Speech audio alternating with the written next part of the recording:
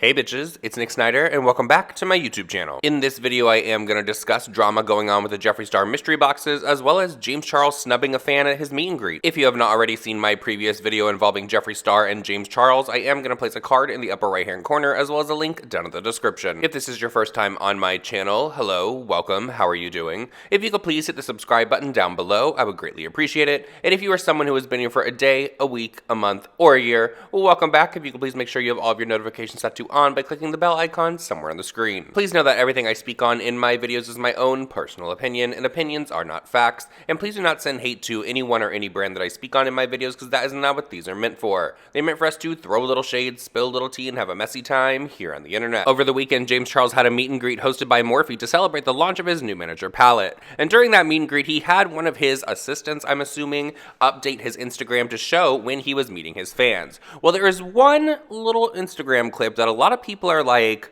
is he being serious? And before I even play the clip for you, I have to warn you guys that this is the most looking for tits on an ant thing that I think I have ever covered on this channel, because people are really reaching with this one. I understand that a lot of drama channels didn't talk about why this would have been a joke to begin with, but girl, this is, I mean, even the clip afterwards is James hugging the girl. So let me give you a little bit of a backstory. There is some boy band rap group. I'm not exactly sure what. It is not my demographic. I don't know who the hell these people are. But for some reason, they are famous. Let's just say that. For some reason, they are famous, and they were having a meet and greet where they weren't so nice to their fans, and the internet actually tore them apart because the video ended up going viral. Here is that clip.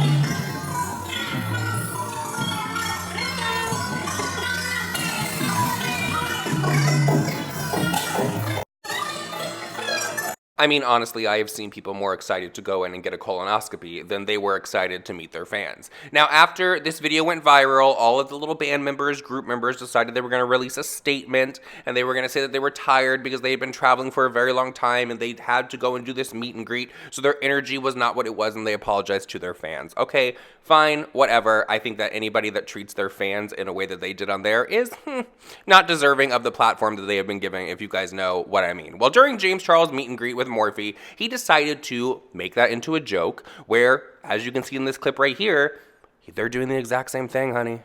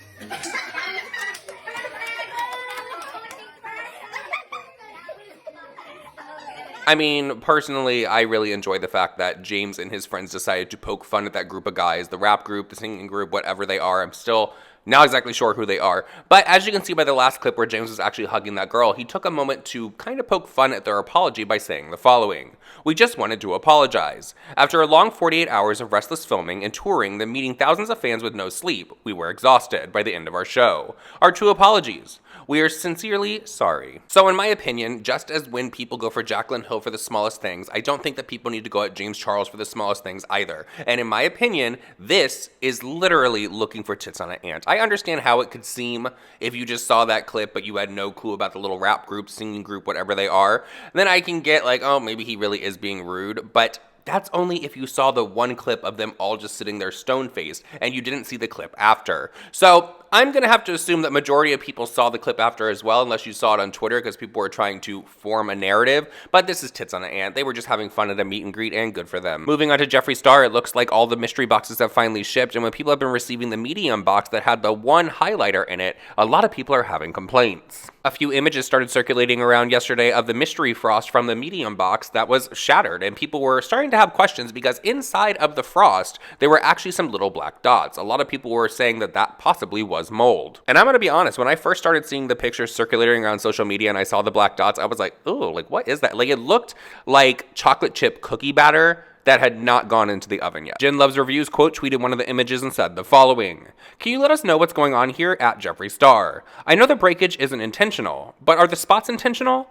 I saw some photos of an unbroken one on Mercari that had spots, but it would be great to get this info directly from you rather than a resale site. Thanks." Jeffree responded to her and said the following: "The black splatter is for Halloween aesthetic purposes, haha. It's spooky and has a ghost on the shade label. Just like the Jawbreaker highlighter, I wanted to do something fun. A few hundred out of a very large amount arrived broken sadly." Jeffree continued with the following: "I pride myself on my customer service team, and all anyone has to do is email a photo of the broken product and we will send out a new one. No tea. Just for handling from USPS, but we prepare of these moments and always have extra stock for customer service issues like this." Jeffree also took a moment to call out brands over on Twitter that take all these influencers on these exotic vacations in the attempt to sell some mascara. Jeffree said the following: "Dear makeup brands, everyone including me is tired of seeing influencer brand trips. You shouldn't need to fly 45 people out to a foreign country to sell some mascara. The way the industry works needs a major overhaul. The industry is stale, so wake up." Jeffree continued with the following: 200%. It's crazy to watch from the consumer standpoint. Seeing someone else on an exotic island doesn't make me want to buy a product. You know what's actually really sad about this is that, in my opinion, brands do not take these influencers on these exotic brand trips so that they can let the consumer out there see like, oh, look at how our mascara looks on a sandy beach. It's so that they can buy these influencers. I'm not going to say any names, but there are a lot of influencers out there that will take some money, a lot of money for that matter, and even an exotic brand trip and be like, oh yeah, I'll tell everyone your product is good. That's great. And brand trips, in my opinion, are actually one of the reasons that a lot of people are starting to lose trust for a lot of their old favorite influencers. Someone responded to Jeffree and said the following: "What would be more enticing for me to buy a mascara or support a brand is if they gave 40 normal customers a trip.